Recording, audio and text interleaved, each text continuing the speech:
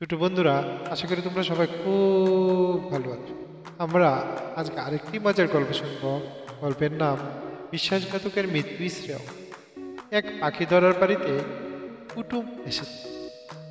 কুটুমকে খেতে দেবার মতো কোনো পাখি সেদিন বাড়িতে না থাকায় সে তার পুষা পাখিটাকে নিয়ে এলো জবাই করার জন্য। পুষা পাখিটা তখন তাকে তিরস্কার করে বলল, তুমি তো এত বড় নিমক হারাম, জানতাম না। আর আর পাখিদের ভুলিয়ে আমি তাদের ফাঁদে এনে ফেলি, আর তুমি কিনা আজ আমাকেই জবাই করতে যাচ্ছ। উত্তরে লোকটা বলল, আরে এর জন্যই তো তোমার জবাই করা বেশি উচিত, কারণ তোমার জাত ভাইদের উপরও তোমার কোনো মায়া মমতা নেই।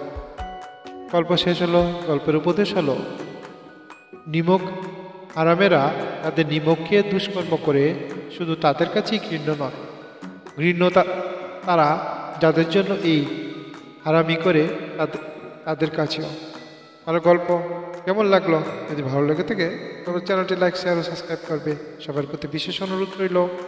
সবাই ভালো থাকবে।